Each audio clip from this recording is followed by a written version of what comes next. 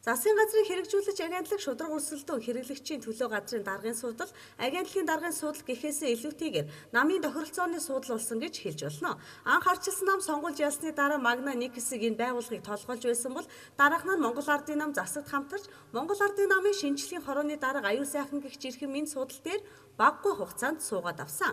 Гэвч хааны алба халаатай эзний алба ээлтэй гихчээр Монгол Ардын хувьсгал намынхан засгийн газарт баггүй нөлөөлж, экс ерөнхийлөгчийн ээлтэй томилгоо хэд хэдэн газар хийгдсэний нэг нь шударга өрсөлдөөн хэрэглэгчийн төлөө газар болж таарч Монгол Ардын хувьсгал намын залуучуудын байгууллагыг нэг үе толгойлж явсан мөнхтөр шударга өрсөлдөөн хэрэглэгчийн төлөө газрын даргын суудалд тохулсан. Харин ажлаа хүлээж аваад удаагүй байхад түүний талаар хачин жигтэй яриа чих дийлсэж эхэлсэн нь удирдлага доороо ажилдах хэлцээний дарга эмэгтэйгээ дарамтлсан. Бүр ажлын байрны бэлгийн дарамт үзүүлсэн гэх мэдээлэл байгаа юм а. Үүнийг нь анх цэнхэр ус цэрэн өөрийн нүүр хуудаснаа олон нийтэд зарлан тавьж арчаагүй ирвэн хэмээн олон нийтэд мэдээлээд авсан. Мөн түнчлэн үзэгч та бүхэндээ түүний постоос нь сонирхуулбал шударга өрсөлдөөн хэрэглэгчдийн төлөө газрын хэрэг эрхлэлчийн газрын дараахыг бүсгүйтэй би урлаг олон нийт ротори ажиллаар нэлээд танил юм а. Өчигдөр хамт хооллож байхдаа надад дарамттай байгаагаа хэлээд нэг бичлэг сонсгосон нөгөө мөнхтөр байж тарлаа. Доодох ажилтнаа ирээнүүдээр шүлэнгэтэн харж занаж байгаа бичлэг нь сонсогдсон шууд цагдаад өгөхийг зөвлөв. Давраарай мөнхтрөө. Бас мөнхтрийн дотны найз нь хөх хүн төрийн ажилд нь оролцдог юм далдагнаад гэжээ. Харин энэ бүхний хариуд мөнхтөр даргаас би тайлбарыг нь өөрөөс нь албан ёсоор авч тодрууллаа. Цэрэн гэдэг эмэгтэйгийн энэ үйлдэл би үнэхээр гайхаж байгаа. Би энэ хүнтэй уулзаж үзээгүй, харьцаж үзээгүй. Би энэ хүнийг одоо боддоор харж үзээгүй. Ямар хүн байдгийг. Манай агентлагт хоёрхан одоо эмэгтэй дарга байдаг. Нэг нь бол одоо манай тамгын дарга буюу одоо хэрэг эрхлэх асуудлыг хариуцдаг. Тэр нь бол одоо манайтай хамт энэ ч бас томилогдож ирсэн. Миний ээжийн насны манай ээжээс ч одоо их ч одоо эмэгтэй байдаг. За дараачих нь бол одоо 40 гаруй насны эмэгтэй байдаг. Тэр нь бол одоо 8 сар гарантай жирэмсэн эмэгтэй байдаг. Тийм учраас тийм одоо ёс бус зүйл бол байхгүй.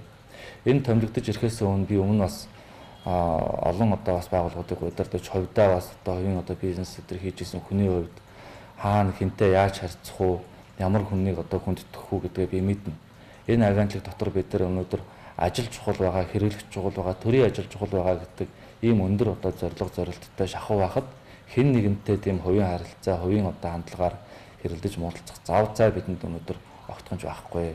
Мөн цэрэнгэгч эмэгтэй постнд мөнхтөр эхнэрийгээ хүртэл удаа дараа зовоодог гэж захим ертөнцид постлсонд олон хүн сонирхож тэр хэрээрээ энэ хоёр хүний жухам хэн нь үннийг ярьж байна гэх сонирхол хэн хүнд төрөөд байгаа юм а. Үүнхээр цэрэнгэгч энэ эмэгтэй хүнийг ор үндэслэхийг үтгсэн үү? Эсвэл шударга өрсөлдөөн хэрэглэгчийн төлөө газрын дарга мөнхтөр худлаа ярьж байна уу гэдгийг өнөөдрийн байдлаар эргэлзээг олон хүнд төрүүлж байгаа юм а. Ямар ч тач мөнхтөр даргын хувьд хууль хяналтын байгууллагад хандаж болзошгүй гэдгээ ч нуусангүй.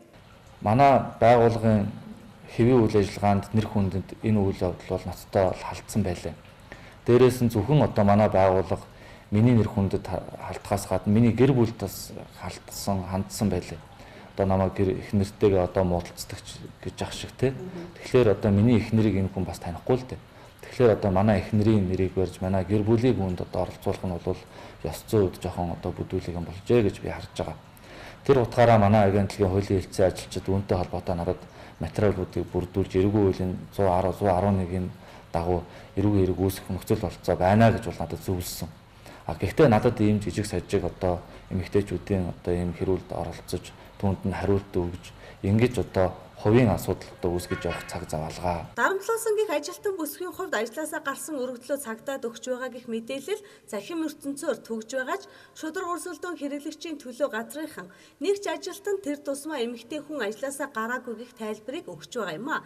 Ямар тач цэнхэр цэрэн шударга өрсөлдөөн хэрэглэгчийн төлөө газрын шинэхэн дарга хоёрын хинэн жохом үннийг ярьж байгааг цаг хугацаа харуулна эцэ. Өдрийн тойлд уян мэдээллээ.